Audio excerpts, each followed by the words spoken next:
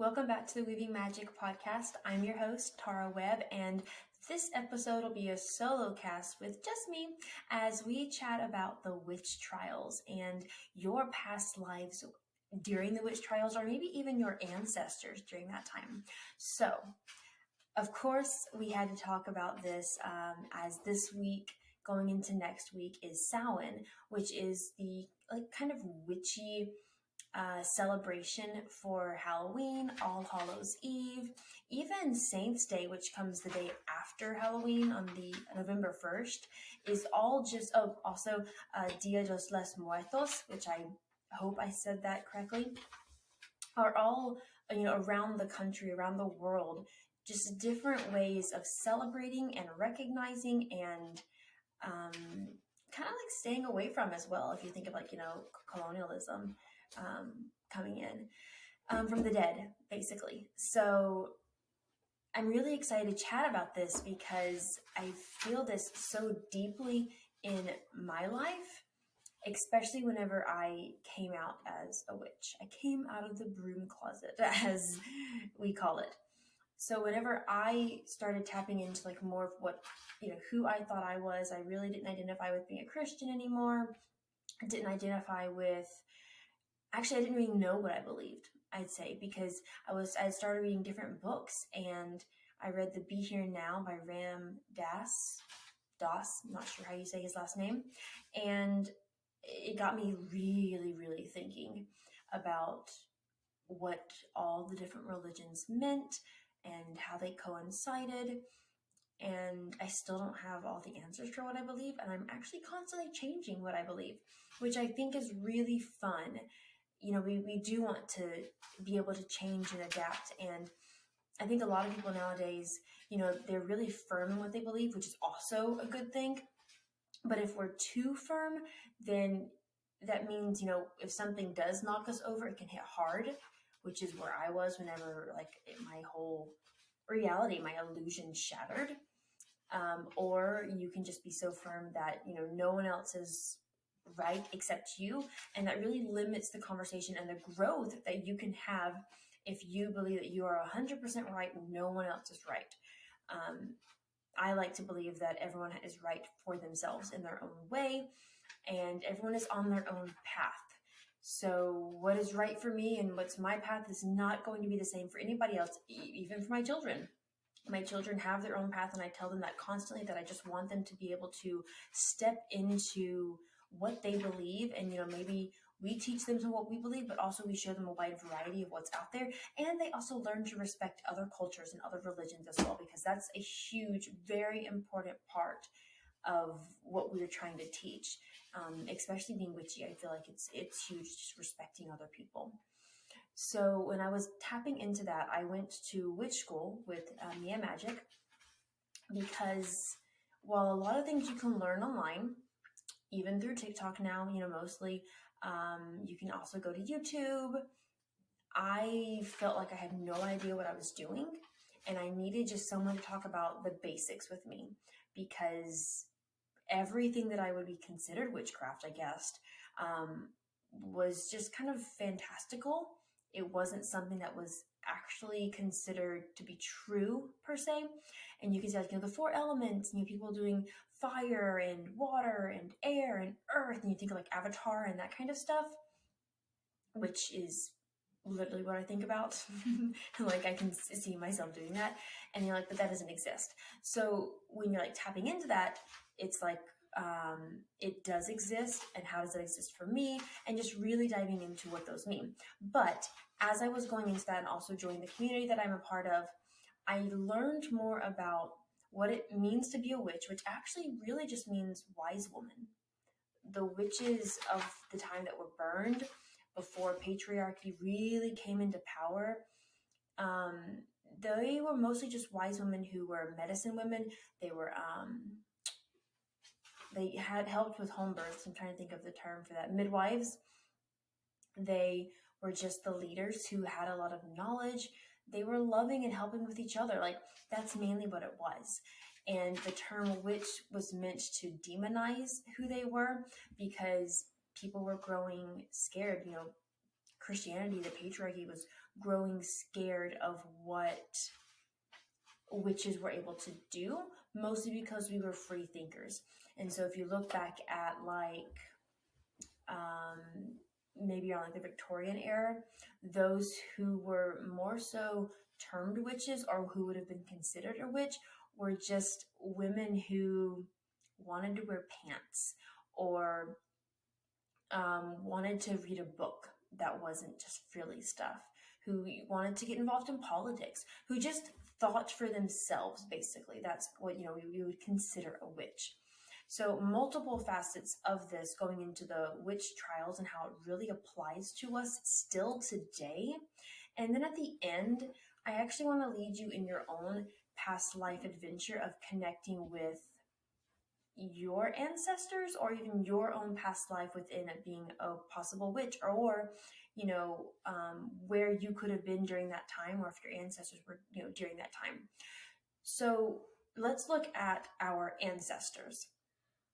Even if you do not identify as a witch now, or if you didn't even have a past life, which would be the timelines are always just intermingling, interchanging, and your past life is technically in the same line of like where your life is now, because what happens in this timeline can affect your past life, can affect your future self. Everything is constantly changing. Time is not linear, right? Where it's just it's a flux.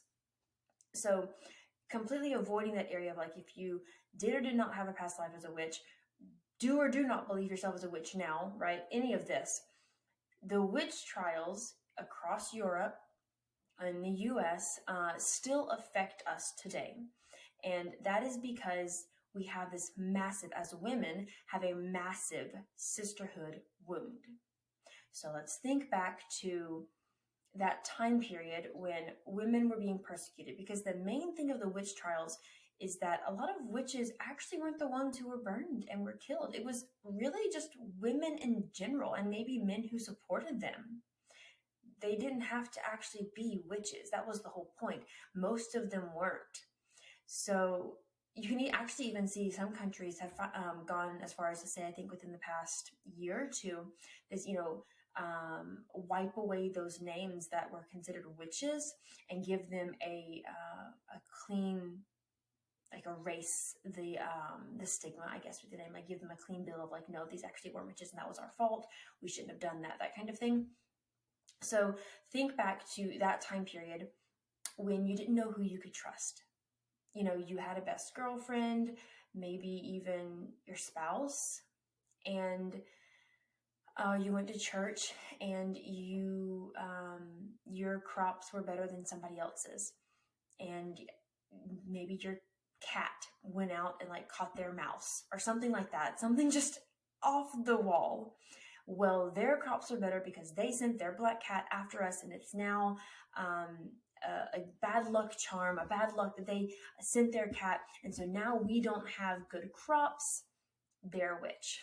Like just the most random reasons, because there's also so much fear. Something that you will hear in our next episode coming out about, called Emotional Damage, where we talk about Frozen 2. And there's something that Elsa says. It's something like, magic isn't what you should be afraid of. It's fear.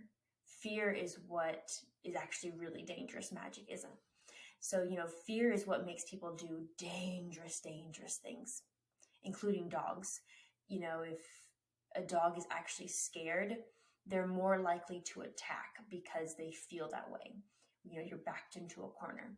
So as a woman during that time,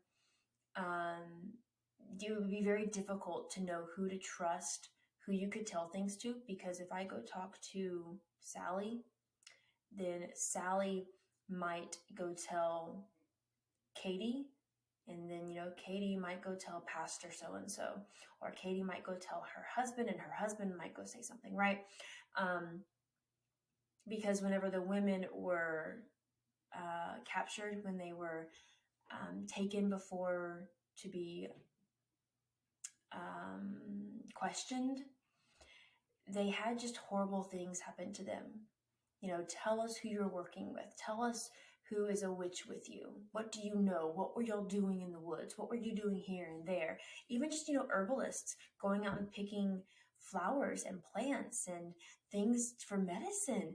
What were you doing in the woods at that time? That was considered not okay. If you're being tortured and they're just constantly needing to get something out of you, it's difficult to hold on to what you know is truth as, I'm not a witch. I don't know what you're talking about. At some point, a lot of women just yelled out the first name, even if they consciously couldn't think about it because they're in so much pain.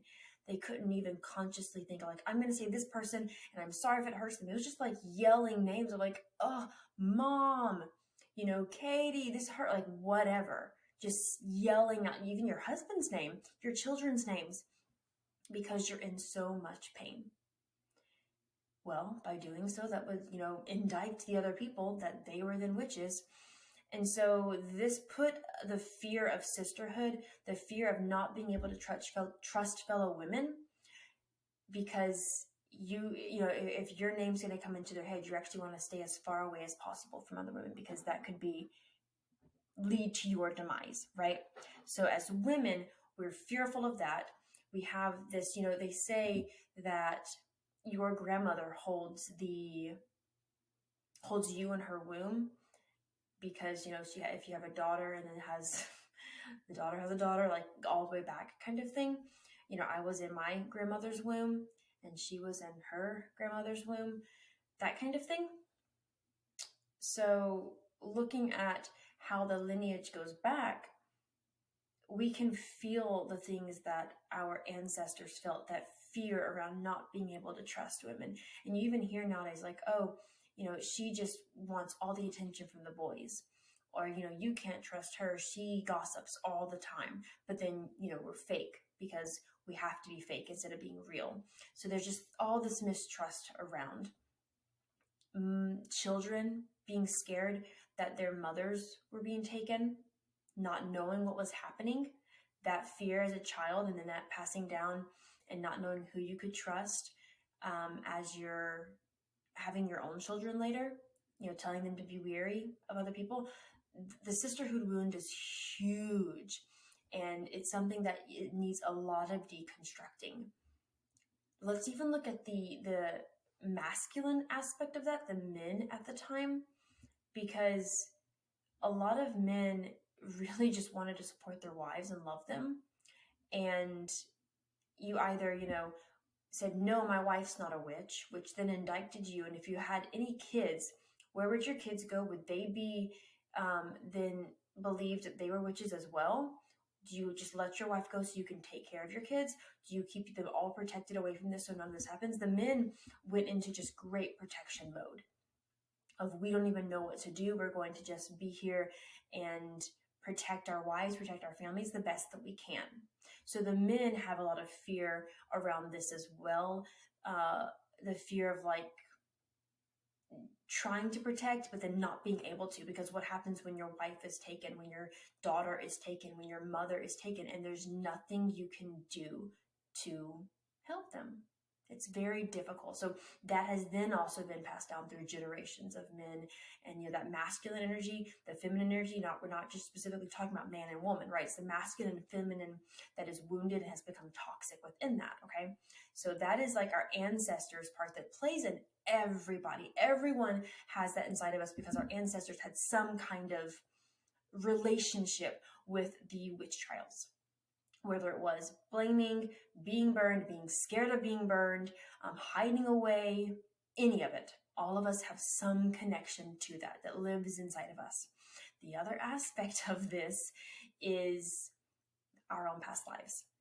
Some people were in past lives were actually those that found the witches and took them. The witches, the women, basically. I use the term witches because that's what they were called for the witch trials, but just found the women, right?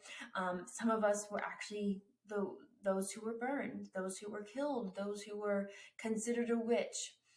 Some of us saw those who were considered that, family members, friends, and it left those memories within our past lives, in our souls as we're going forward.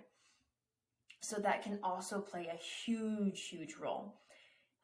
Even if you, like I said, don't believe in past lives or don't feel like you were in any of that, but you own the term witch now, there's even so much deconstructing with that term, because even now the word witch, while it's becoming more popular, it still is also very stigmatized, and it's started to become synonymous almost with this like new age spiritual of, shadow energy, doing shadow work and light work, and how there's good and bad within that, and cursing people and all these different things, right? And so I think the best part of being a witch is that you get to just decide what works for you and what doesn't, and there's like no right way whatsoever. So all of this saying is, during Samhain, it's a time that we get to rejoice and kind of burn away the things that no longer serve you, which I feel like is like most holidays for us anyways. But Samhain is also really honoring those who did come before you. And it is also a thinning of the veil time, which means the spirit world is more likely to connect. It's easier to tap into your highest self. It's easier to tap into the spirit world, that kind of things. Dia dos los Muertos, try my best to say that as properly as I can. They definitely honor their dead and their family by remembering them and, placing things out, foods and the stuff that like helps them come back on that night, and they feel like their family is with them, especially on that time. Halloween started as a way to keep the spirits away, which was then gone back to Samhain to like honor the timing of the shifting closer to Yule, which is the winter solstice. And so this was shifted once again more towards the Christianity version of Halloween, All Hallows Eve, and dress up as the spirits, as the monsters, to scare them away, to make sure that you weren't taken as a changeling, to make sure the fairies didn't come and get you. Like there's so many just different stories that are woven into where we are now, like what we do with the pumpkins and how they're meant to be like a protection, the costumes with it, the candy. It was meant to appease the spirits so they wouldn't come after us, like just a bunch of fun things like that. And then they have All Saints Day for the Catholic Church, which is November 1st, which is meant to once again honor those who have gone before us. And I think there are even other terms possibly for other indigenous heritages and beliefs. I'm not exactly sure what those are, but I think it's fun just looking at how at this time across the entire world, most people have something that really celebrate or honor or pay tribute to, or even just recognize, like this is a thinning of the veils. This is like a time when we can connect with that kind of energy.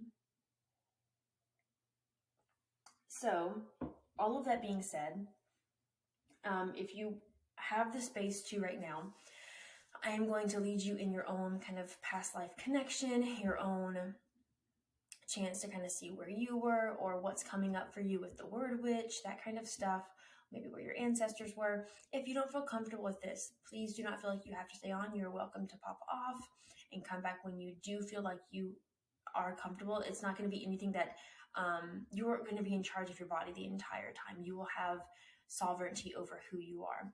You're just opening yourself up to those that are closest to you, as far as like your angels and your guides and that kind of thing.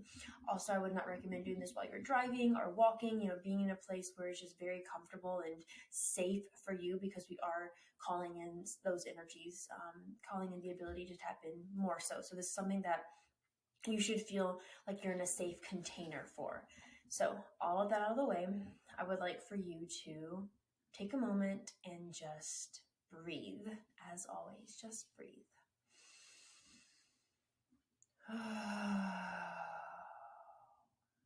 Make sure that you're seated. Really feel your energy grounded. Breathe in deep and breathe out.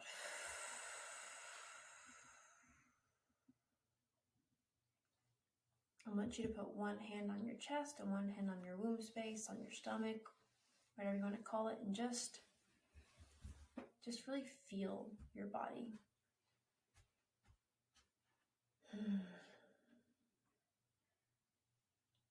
Breathe out.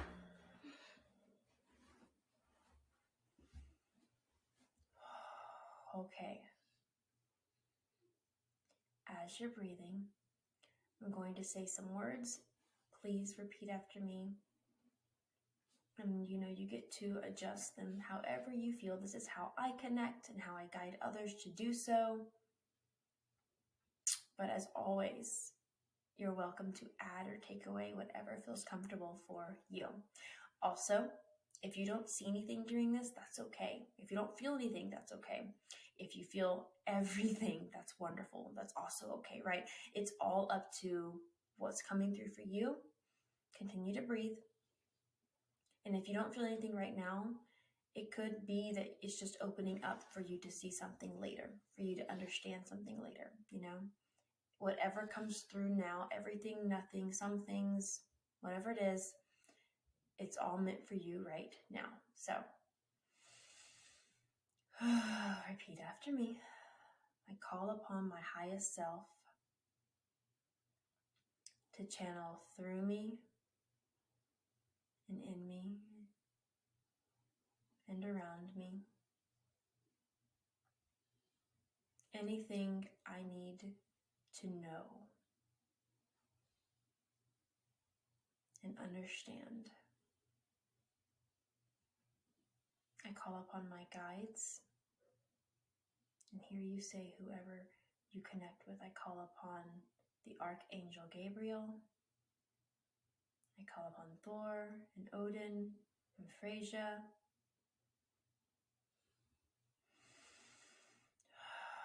And Persephone and Morgan.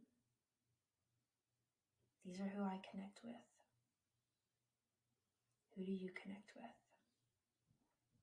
I call upon my grandmother on my mom's side and my grandmother on my father's side. You call on your ancestors. Call upon only those who have good intentions, those who want to show in good lighting. We don't want any ill wishings. None of that is welcome here. This is only a safe container. Okay?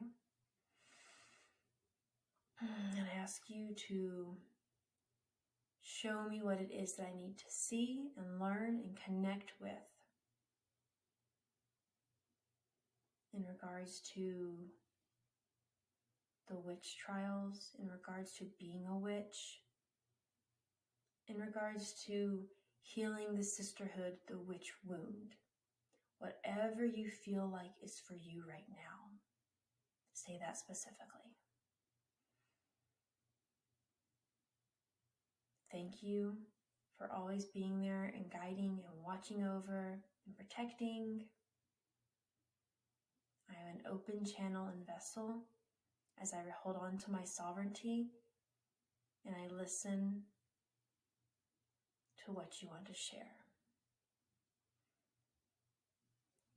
And at this time, you can pause it and let whatever comes through come through. Just take a deep breath and let whatever flow into you.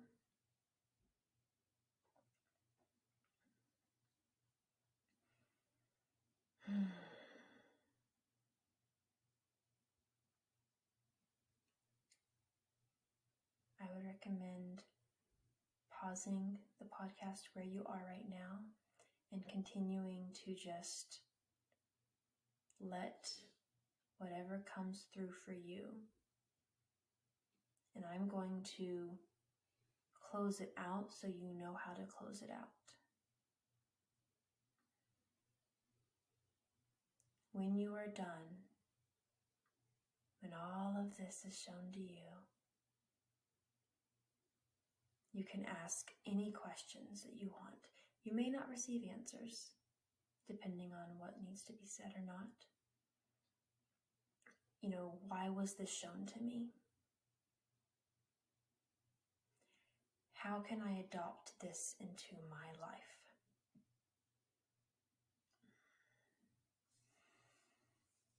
What lessons can I take from this?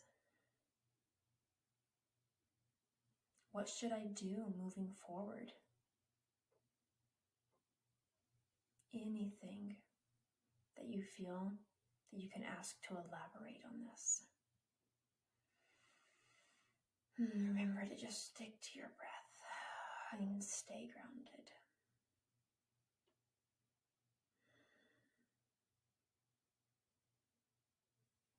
Okay, when you have those answers, then I want you, if you're able to say, I commit to honoring this, honoring the lessons I learned, honoring the advice that was given. It's just honoring that whatever came through, that, nothing that came through was for me right now. If you're able to do that, then I recommend that. Just continue to ground in and hold where you are.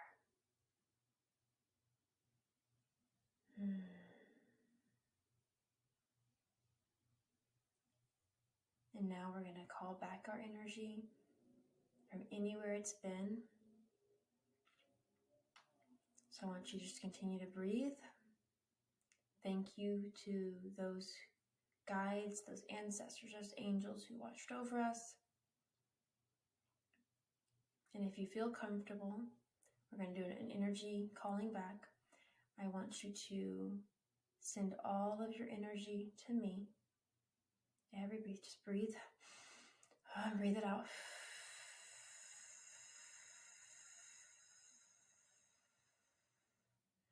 We're doing this so that whenever we call it all back, every single piece of energy comes back to you. Breathe it all out to me.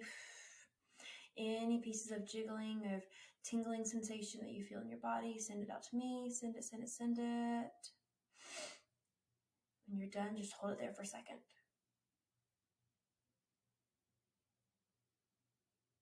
And now I want you to say in your head, or say aloud if you can, as you're breathing in, I call back every piece of energy, every piece of myself back to me.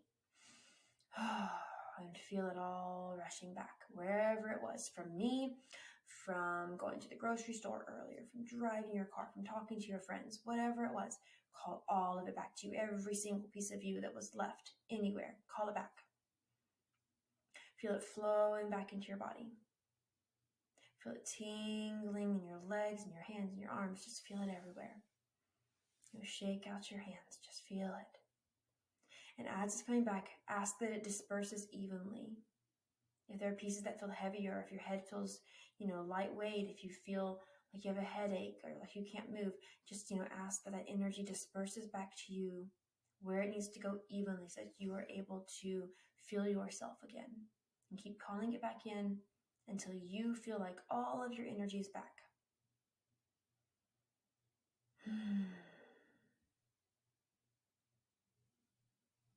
And just sit with how full you feel now.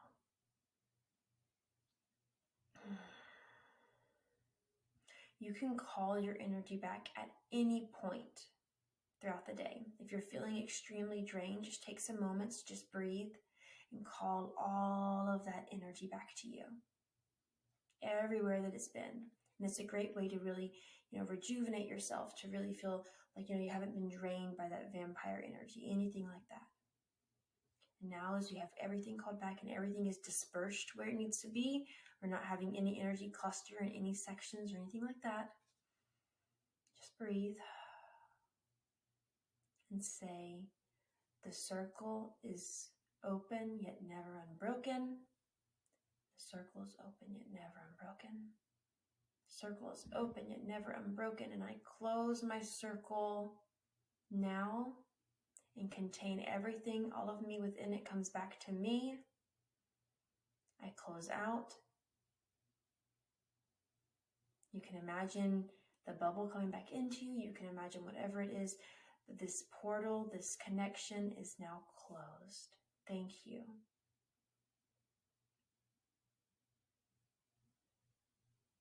And now that we've closed it all out, just shake it out and breathe.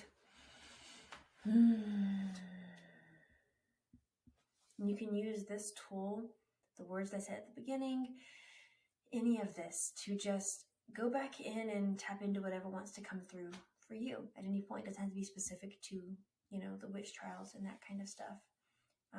My story with being my past self within the witch trials is that, and this is how I actually found out that Alyssa is my twin flame, was because I saw Alyssa actually being burned, and I was a very close friend of Alyssa's, and that's the first time I actually had my first past life reading, the ability to read past lives. And I offer packages where I do those for people, and I really help people by showing them where they have the power in their own life to change that circle that we're constantly going through, showing them pieces of like where they can honor and step through to recognize that within themselves. I don't change anything. I just help navigate them towards the past that they already know and have within them.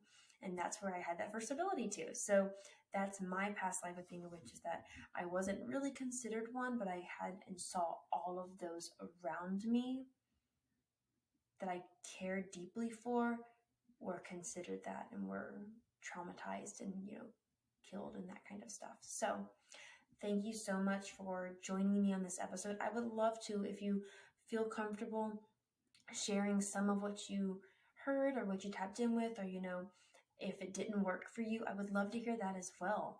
I'm always so curious to learn what comes through for other people.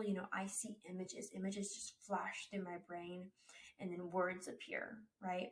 And so if you saw something different, or if you see things, your downloads look different, I'm always so curious to see that. So please feel free to share that with us on our social media. And you're welcome to join our Patreon as well, our Patreon community, where we will go into more depth about this and really talk about it. And so you can share it there as well. The link is down below. I hope you have a wonderful rest of your week, and that you get to enjoy Samhain as well. My challenge for this week is to look into your ancestor line and see maybe what your ancestors were doing during the witch trials. And we approach this with joy and love, not to have any shame around it. Just to say, hey, I kind of know more about my history, more about my generational traumas, my generational pasts, just as a bit of learning. It's meant to be fun, not to have any negative around that whatsoever, but just to see. So that's my challenge. Just kind of see what was going on with your family during the time of the witch trials. Have a wonderful rest of your week. This concludes another episode of our Weaving Magic podcast. We release one episode a week, so be sure to subscribe to catch the latest episode as soon as it releases.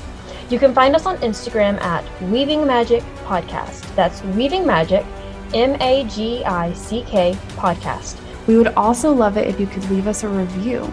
If you do, make sure to email us your review so we can send you a thank you gift.